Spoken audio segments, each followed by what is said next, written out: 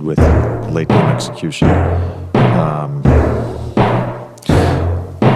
No, ain't no party like a Diddy party, so. Yeah, that's what's up. Yeah. Yes, sir. About then, y'all heard JJ Redick said something about me. JJ, you better calm down, because when you come for the king, you better not miss.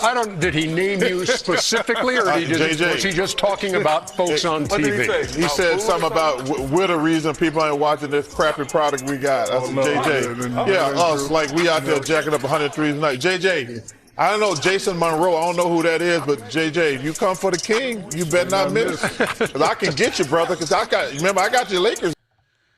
Well, as we all know right now, in the last couple of weeks, actually pretty much you can't say the last couple of weeks, this entirety of the season, the NBA ratings have been a subject of criticism, controversy, talk.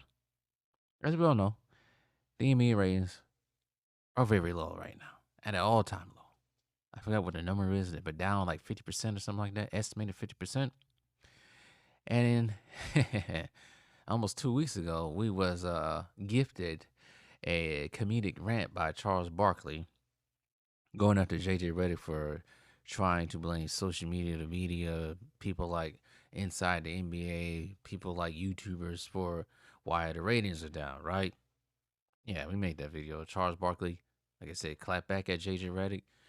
I think JJ Redick clapped back at Charles, but we know how that went. And then when Inside NBA got a chance to cover a Laker game, because Charles Barkley said, you better hope I don't cover one of you guys' games in the next couple of days. And they did. It was a game against Dallas. Charles Barkley did not hold back on his criticism of JJ Redick and the Lakers. And he standed correct. So now, former Lakers legend Byron Scott had something to say about it. And he pretty much agreed with Charles Barkley. This is what he had to say. I don't got no clip of it. But in this article, this is one of the biggest conversations surrounding the NBA's continued decrease in ratings. Many people have pointed to different reasons for the development. Lakers head coach JJ Redick went on to blame the media and Charles Barkley and NBA on TNT for their negative coverage of the sport, leading to poor ratings.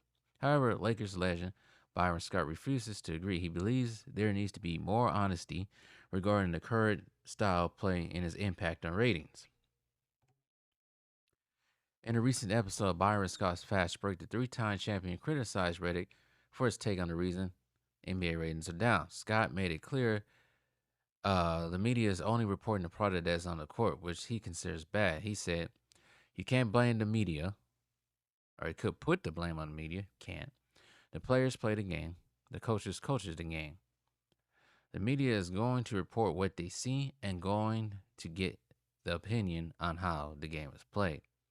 So players and coaches you got to start with the blame. The NBA game right now is not a very attractive game to watch. So what is so bad or false about what Byron Scott just said, according to JJ Redick? It says JJ Redick made a statement in response to Barkley. The duo then had a few back and forth. Sixers legend straight up refuted Redick's attack on the media. Barkley said, JJ, you better calm down when you come for the king. You better not miss. He said something about we're the reason people ain't watching this crappy product. We got us. We're out here jacking up 100 threes per night. Wasn't it just not too long ago when the Minnesota Timberwolves and Boston Celtics combined almost shot 100 threes in one game? I think the Boston Celtics shot 56. Boston Celtics shoot 30, almost an average at least 33s a game. It could be lower, but they shoot a lot of threes.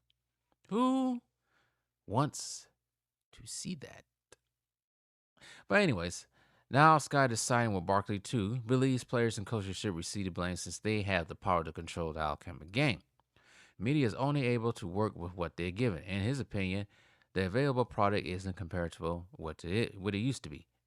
Analytics, which I think is part of the reason why sports is just whatever sometimes, have had a big influence in the majority of NBA teams. Scott believes this is a big reason for the downward trend in ratings. However, there are a few things he believes can help bring forth the changes in the NBA. I also think Charles Barkley about 10 years ago come out to say analytics were bad for the game. He's right. Scott believes the NBA is too one-dimensional. As we all know, they like to shoot a lot of threes. Everybody thinks they Steph Curry. They say Steph Curry in this article.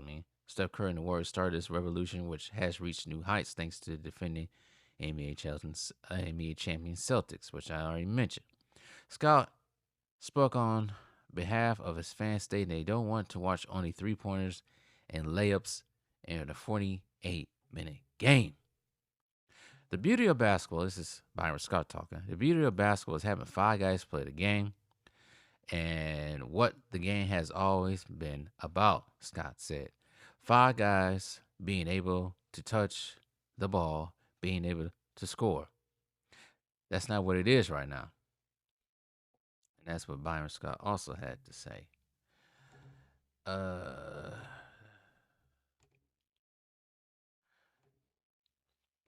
Despite there being plenty of teams averaging a high number of assists, Scott believes the game isn't as unselfish as it used to be. The assists are coming from a stagnant offense, which is true, which is avoid of much player movement. This is due to teams prioritizing a 5-out offense, which requires players on the perimeter.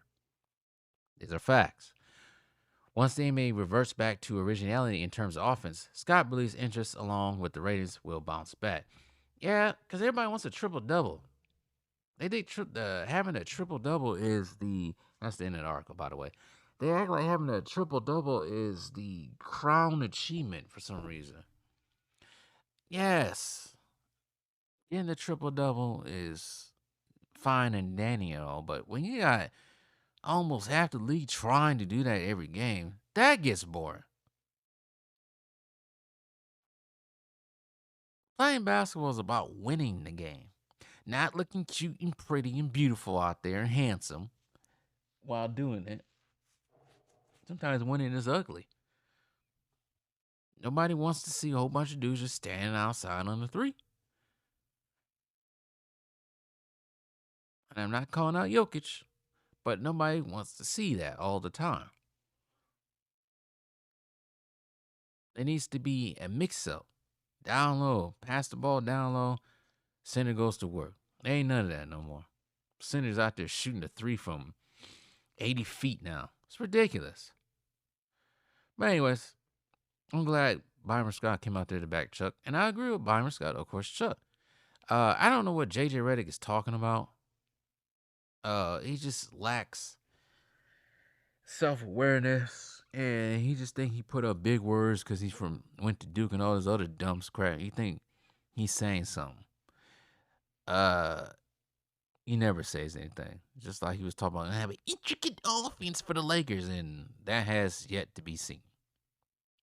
But anyways, tell me what you guys think.